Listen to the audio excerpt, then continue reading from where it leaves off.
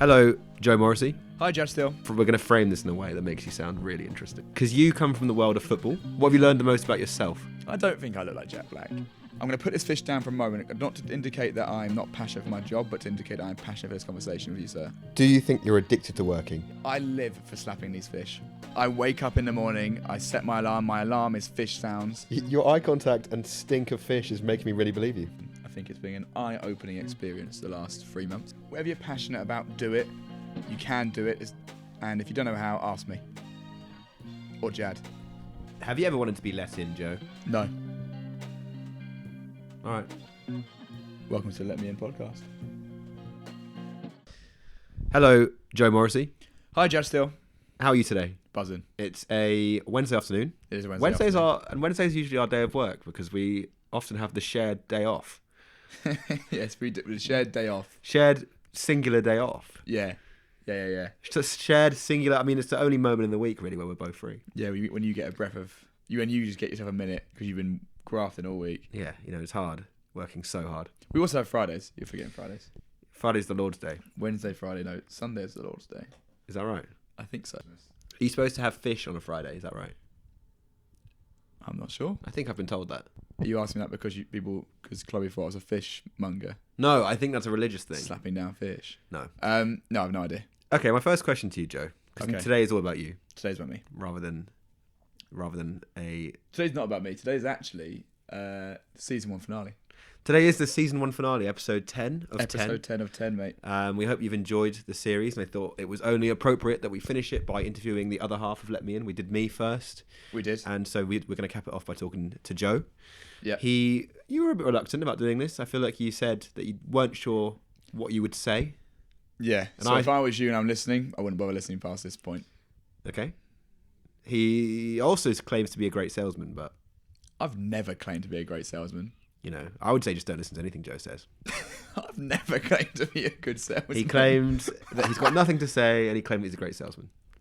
Both those things not true. I'm going to call you a liar. You calling me a liar? So I'm calling you a truther. Yeah. Well, I think you've got a lot to say. I think we're gonna frame this in a way that makes you sound really interesting. Yeah, and if it sounds bad, it's Jad's fault because he's hosting. That's true, actually. That's true. That the responsibility does fall on me today. Yeah. Have you enjoyed this season? I have enjoyed this season. I think it's been an eye-opening experience the last 3 months. All right. What's the biggest thing you've learned? Just from the podcast? No, not from the podcast. Everything we've done. Everything we've done, anything is possible. Okay. What have you learned the most about yourself?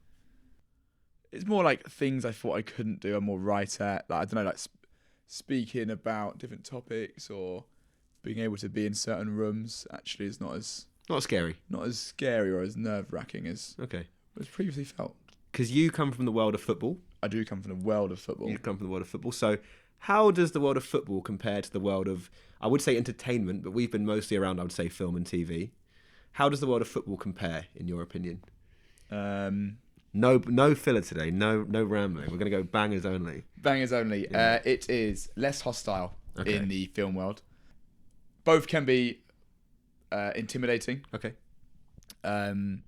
For different reasons, but people are effectively in both those two environments following a passion, and that leads to high emotion, and it's different ways of coming out. Football is...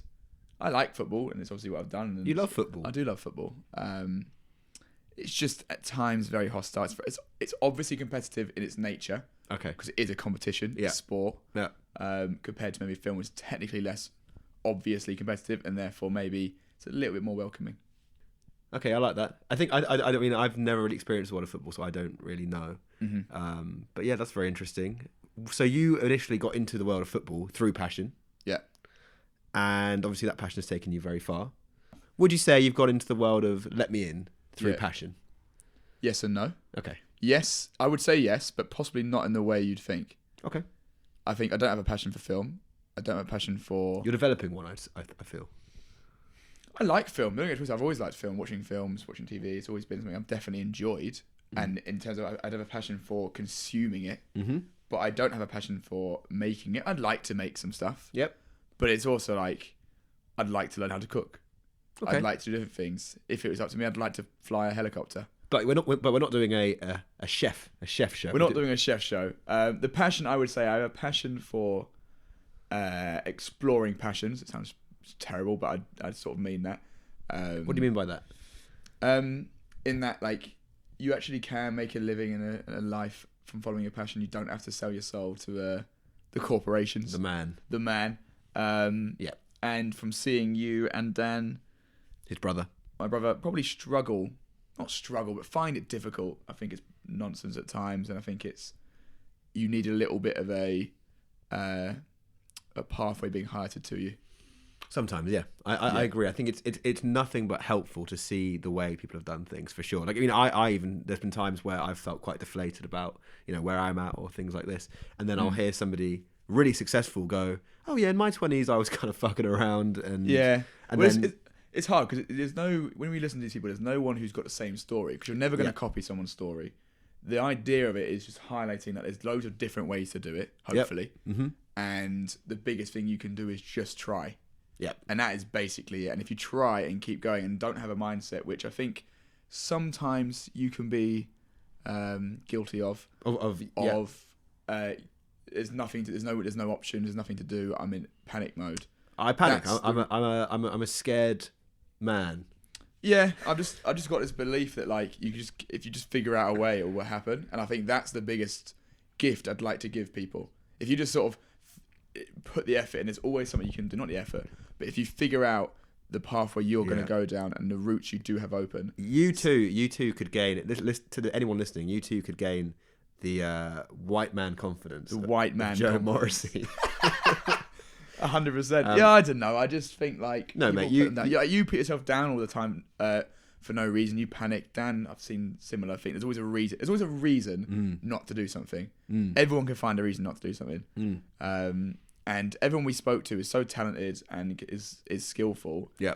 And yet still doubt themselves. Yeah, that's true. People who we've spoken to who've been in the industry for decades still doubt themselves. So you're always going to doubt yourself. Yeah. It's just, can you crack on whilst doubting yourself in moments? Okay. Well, I've got a question, actually. Were there any early on experiences in your football related career that you think really benefited or gave you some really important skills that have translated to what we're doing now?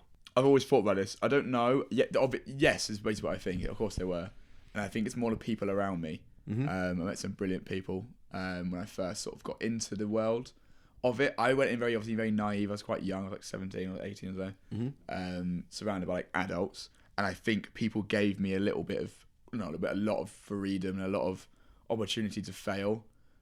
Messed up more than I've succeeded, probably. Eat, definitely.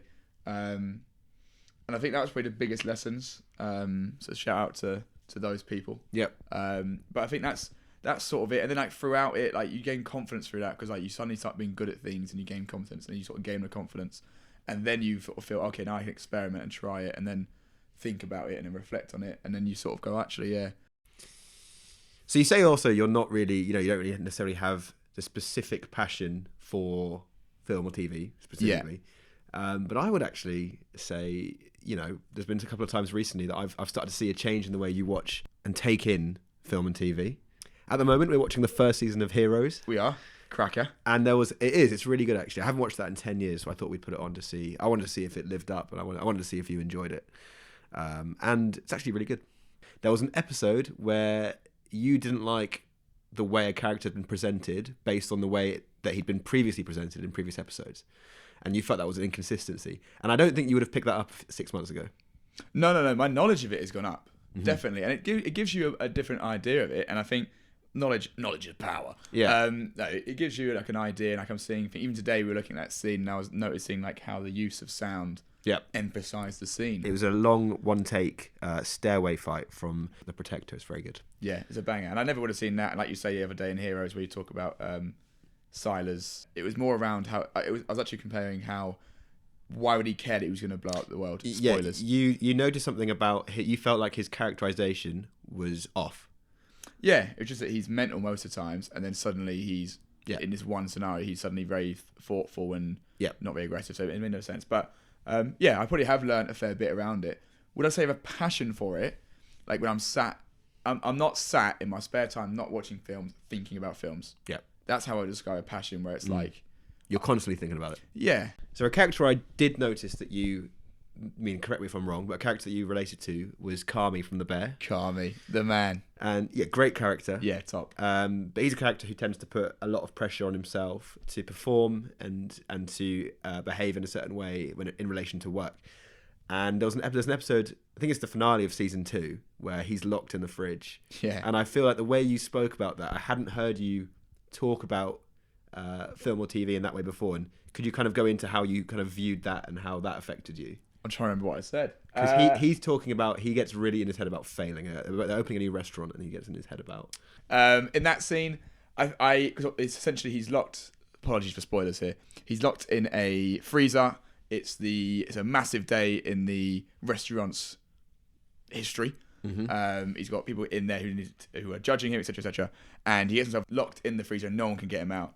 And it comes down to the people around him fixing the solution, and they do. But he's just freaking out and having the chaos. And the lovely part of that scene is like, oh, actually, he's done so well over this period of time that he doesn't need to be in charge of everything. Like, you know, it's the fact that everyone in the kitchen is able to progress essentially without him. Yeah. Shows a competent manager. Okay. And I don't know, just the panic over the lack of control, even though, and lack of confidence that he's done that and created that. I don't know. I like that. And yeah, did you feel that kind of power of relating to a character? Yeah. Maybe less than some people, you know, less than because it's not your main career aspiration. But did you kind of feel that power? Well, I might be a chef. You never know. Make fajitas tonight. They could be top. Yeah. No, I just liked him. I thought he's a nice guy. He's humble. He is a nice guy. He's quite quiet. He's quieter than I am as a character. He is. He's a little bit more shy than you, I would say. Yeah.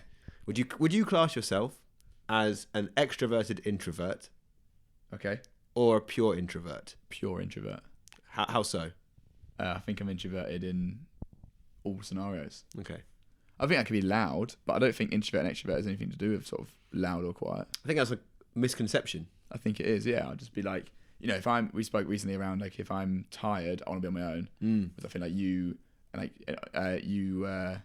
prefer to be around people. I get a lot of energy from other people, that's true. But it's not like I'll be silent in the moments and can't speak to people. It's more just like, I can still socialise when I want to. And when I have energy, I'm buzzing. Okay. It's just, it would take away from me rather than add to me. Right. So, all that being said, what kind of role could you see yourself going towards in film, do you think? Because we spoke to a post-production supervisor. We did. And I feel like we both felt that you and her had quite a lot in common, in the sense that she maybe wasn't as interested in the creative side or maybe creative is the wrong word, but the artsy side of making a film or a TV show. And she was really, really, really great at the organisation and the structure and that sort of thing. And could you sort of see yourself in that kind of role, maybe, or a director role? Maybe. When we first went into this, that's what I would have said. Okay. I would have said, I think the production side. But then I sort of realised that, I mean, I could do. I think it's more operational, it's organisational. I'm not the most organised person in the world, so I don't know if I would be amazing at that. But I like the idea of being more on the creative side. But do I think I'll be any good at it? Probably not. Okay. Do you think that's something you could learn? Or do you think you need the passion? Oh, yeah. You think you need the passion? Yeah, effectively, for me to be able to learn to the point where I'd be happy to do it, I'd need the passion in order to drive the energy. Could you see, so obviously your time is split between coaching career. Yeah, football and film is how I describe it. Football and film are the two sides, the dichotomy rather, that my life. That you're living through currently. Yeah. Can you see those two worlds intersecting at all? Like, for example, because I think you might really enjoy making a short football film. Yeah, I think I would. I've been thinking about this recently. There's loads of content you can make in football, obviously. There's loads of film and TV around it as well. So it doesn't have to be like a short film, but it could be anything. I'd like to do, What about Ted this? Lasso. Because I think a good idea would potentially be for us to do. I've been thinking about this recently. I've intentionally not brought up. I knew I'd bring it up on live. You big liar. Carry on. This wasn't planned. There's no planning in Jad Steele's head. That's actually not true. Carry on. I sometimes hold my cards back. Very rarely, but this is one of them. I think a really good idea would be to do a short film about a young, overworked football player. Yeah, that'd be very good. How would you approach that? Ooh. And again, I've got a lack of knowledge in this area. How would I approach it? I'd like to do one that shows the reality of what being a young football player is at a high level in the academy system, etc., etc. Because I'd imagine that'd be quite stressful. It's very high stress. I don't think there's anything more stressful than being. That's actually nonsense, by the way. There's obviously way more stressful things in life. But that's not important. I mean, but it is stressful. It's a very stressful. To be a sports person in anything, I think, is really stressful. I think to be a young footballer in and out of the system in England, I think that's probably the most stressful thing that the majority of these kids go through, in that you're put under pressure from the age of 7 all the time. Yeah. You're on at all times. You're 7 days a week, and you cannot fail. Parents put more pressure sometimes on the football than they do on the school. Right. And it's something they have less power over. Okay. So because I think good films are generally made from, experiences that you have a good understanding of, or emotions you have a good understanding of, and I think that would be a good intersecting of your two worlds potentially. I'd like to do it as well. I'm just thinking now. Let's just do it. It's not a bad idea, is it? Yeah, it's not a bad idea, because I'd like to have a character arc for a parent. How would that look? Where they start to understand, because a lot of parents come in at the beginning of the system, and it's like football is the main thing. That my son is a footballer. Yeah, we've got you have these kids who are like 7, 8, 9, all these Instagram and whatever accounts, and they're made up, and they're all like parent run or whatever. Okay. And they're pretending that their child is a professional footballer already. Right. When they have another 15 years or whatever, it's 10, 15 years to go until they're actually going to be, if they are going to make it. Yeah. And that passion becomes anxiety for these parents. What happens when that kid's not doing that well and might be released? Expectations aren't met, and then and it's just where that priority is. As a parent, your role, you shouldn't care if they're good at football or not. Okay. You should just care if they like it or not, and if they're happy. But I understand why parents go too far. I think the emotion gets into it, but I'd like to see that journey as a parent. Interesting. I think that sounds really great. Yeah. Like, genuinely. I think it's kind of similar to, in sex education, Jackson's mum is like that. Yeah.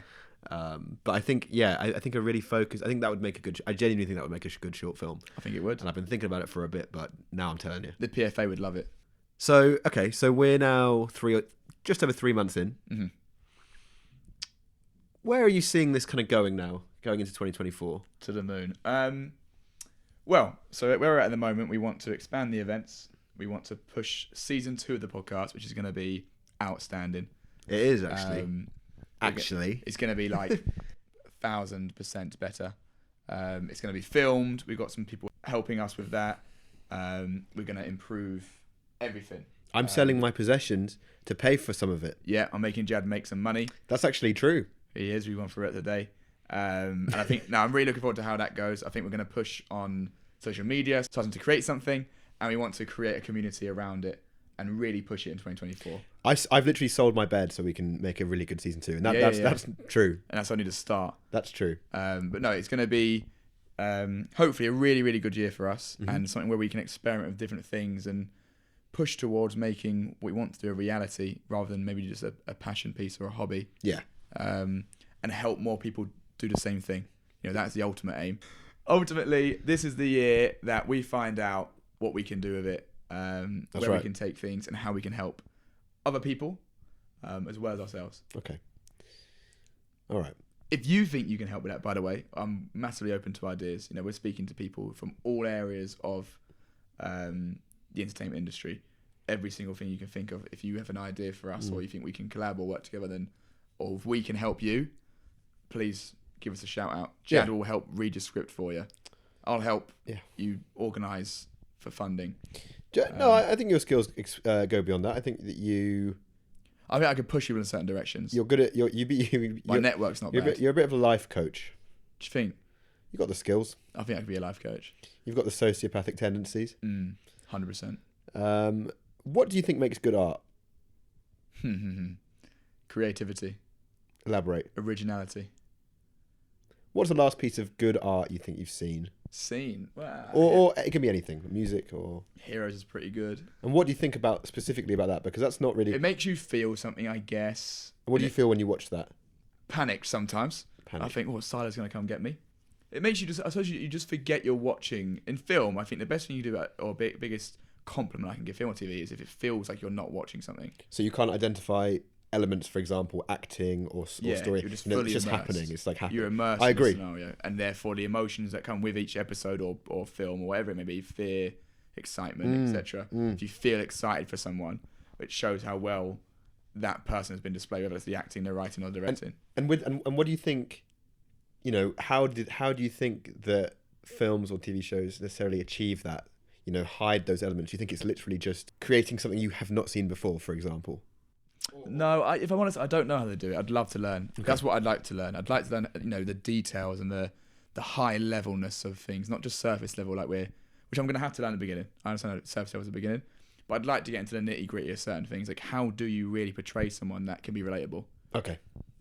Yeah, because I can really see this year. I believe this may happen. I believe you may develop a real passion for what we're doing. If I do, then brilliant. Bring it on. Okay. But I think there's areas around what we're doing that I'm more passionate around. Yeah. Like, building and creating things. Like money. Like money. I don't really like money that much. No, it's more the idea if I could build know. the company to be something. That's like what I'm passionate about. Yeah. Where it's like if I could have like people running and it working and different things and it being bigger and better and constantly progressing, that's something that I feel like I've got passion for. Right. The money on it is obviously part of it. You sort of need the money to pay people to do things. And if you want to live on it and you don't want to, have a mare, as I'm having currently, then you need it. But it's not the driver. It's just a means. Okay. I have a question for you. Okay, that's good. As the host. I don't know if you're going to like it. Okay. Over the course of this season Are of you mean the podcast podcast season? gold. You don't mean the football season. Over the course of this podcast season, Yeah. you've accumulated I know where this is going. a few roles, A few roles. a few identities, Yeah. shall we say? And it's my time to bite back. And I think you should rank them. Rank them. Okay. So, Worst one. I know what the worst one is. what's the worst one? Worst one's Jack Black. Thanks, Barbara. Barbara told you. Okay, so Barbara said you were kind of the funny friend, but then went deeper and went Jack Black. Jack Black. Wait, and what do you think about that? Now she's not in the room, so she's not in the room. He's a very successful actor. I just don't know what she meant by it. I don't know, okay. what is he known for? I don't think Do you think it was a physical thing, or if it's a physical thing, that is a shame. okay? You think more of a vibe thing? I don't think I look like Jack Black. Okay, you've seen School of Rock. I've seen School of Do you think Rock. you have that energy? Not at all. Okay. I think I'm like the opposite. I think he's like a really chaotic character who's just mental, and I come across as sometimes too boring. Not boring. No, but I don't think I come across as the chaos. Okay. This guy's just out here like he's committed a crime. He's impersonating someone in School of Rock. He's hanging out with kids when he's not. Your job involves hanging around with kids, though. Yeah, that's my whole job. Yeah, maybe it's that. I don't Just know. hang out. Maybe. Second worst. No, I know which one it's going to be. Second worst is going to be Fire Festival guy. I don't know the guy's name. Was it that you looked like the guy who did Fire Festival? I look like this kind of guy who would do Fire Festival. So it's actually worse than just looking like that guy. So the guy who did it's not bad looking. It's you right. look. Yeah, you look like. I look like I'd con thousands of people. You look like you are a fraudulent man. Although it depends how you feel about him. I watched A documentary. successfully fraudulent. Did you man. watch the documentary on it? I did. It wasn't like purposeful fraud. He just was rubbish. He had a mare. That's what it Yeah. was. Like he felt like he was going to do what he was going to do. So that's That's what I took at least from it. okay. So that's not as bad as Jack Black. No, Jack Black's the worst one. All right. If I ever meet Jack Black, I will apologise. But Yeah, he I seems like a good guy. I think he'd get it. I don't know. Third worst, Fish Slapper Fish slapper. from Chloe Norms. Okay. She gave me both of them. She gave me second and third worst I think we should do a bit of we should do an acting exercise right now. right now. I'm going to be your supervisor at the fish factory, and you're going to be Fish slapper. Joe, I don't think you're slapping these fish quite hard enough. I'm trying my hardest, Governor. I thought that your passion for fish. Do you like my slapping, by the way? I do. It's hurting my I hand. thought that your passion for fish would have meant that you would have been good at the job, but I'm going to put this fish down for a moment, not to indicate that I'm not passionate for my job, but to indicate I'm passionate for this conversation with you, Okay. sir. I live for slapping these fish. you do. I wake up in the morning, I set my alarm. My alarm is fish sounds. Your eye contact and stink of fish is making me really believe you. And I mean it. I go to sleep thinking of fish. I wake up, see the fish, slap them. Love slapping fish. What's your favourite fish? Favourite fish? Cod. That was quick. It's my favourite. Okay. They know it's not fake. All right. And I'm getting a bit of anxiety right now because it sounds like you're trying to move me away from the thing I love, which is my fish. Okay. And I just want to let you know that I think it's a little bit inappropriate for how you've addressed this moment. Okay. All right. I think you should put your fishnet back on and get back to slapping. Thank you. How did you find that? Slapping my fish. How did you find that? How did I find that? I was alright. Okay. You know, was it my best performance? Probably not. I think it was okay. Was it my worst? Maybe. I didn't prepare you for this at all. No, I do feel I was on the spot, and that's what improv's all about. I Yes, like. I'm not very good at improv, but I like improv. Yes, and that's what improv's about. Has this gone in any way the way you thought it would?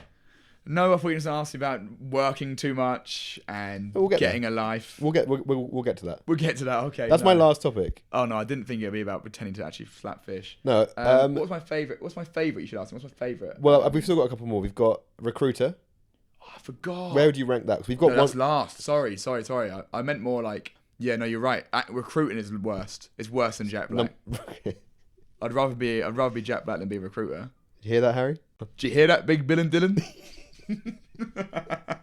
I wish you just give me like the vibe of like Tom Cruise or like a movie star or I take a firefighter. Firefighters are cool. That's cool. I always think of like firefighter. I'm thinking like 6'2", beard. Yeah, and just a hero. Cool. Just helps people for a living. Like, yeah, do you know what I mean? Just aggressive. out here, just fetching cats out of trees. Yeah. And putting out fires every now and again. That's a cool job. Yeah. That's a cool job. Okay. Was that all? I'm trying to think if you had any more. I think. Fran said I'd be an AD. Yeah. And I just don't really know what that is. I don't really Assistant Morris on director. it, but I don't know what it stands for. AD. I don't really understand the role enough yet. Okay. I get it. I think it's more of an operational role. It is. Sort of making sure things are going on, right? It's what? Yeah. Morris. I could do that. Yeah, Morris's story. Yeah. Yeah. If Morris can do it, I can do it. We'll cut that out. If Morris can do it, I can do it. Jad's uncomfortable with this. No, I think Morris is very talented, and no, he definitely is. I didn't say I could actually do. I'm not. I didn't say I could do it as well as Morris. Oh, you just said you could do it. I could do it. Okay. Yeah. You said if he can do it. Then if he can do it, anything he's capable of. Anything he's capable of, I can do. Being over 6 foot. You can get a surgery nowadays. You've seen the guys. I did. And they just walk about like they've got no knees. I did. I mentioned it to someone the other day actually, who was quite sure. Who's that? Oh, okay. It was no one that I can mention. It was who's a famous short person. What's the guy in Always Sunny? Danny DeVito. It was Danny DeVito. It was Danny DeVito. And we said we should get him surgery to be taller to get him to 5'7". That would be pointless. It's growth. Growth's always important. Anyway, go on. Last question. Do you think you're addicted to working? Yep. Next. And do you think it's a healthy addiction? No. Next. Okay. If all our guests answered questions like this, we'd have a terrible time. It's all right. That's right. If you were a guest, I would pull back now. But you're not. No, we won't. I think you dive in. How do you plan to combat your addiction to working this year? Real answer. Yeah. Well, no, you answer me. I don't care how you answer. I don't give a shit. I'm going to give the exclusive here, and this is the real answer. I haven't. He's put a hat on as well for this. I have. A hat makes me feel more like... Professional? No, more like I'm... I thought your hair looked good, actually, today. Thanks, mate. I put a hat on to be more like a... I imagine it like a Hollywood star. Like they're trying to be a bit incognito. No, you look like Dappy. Oh, no, I don't. You do.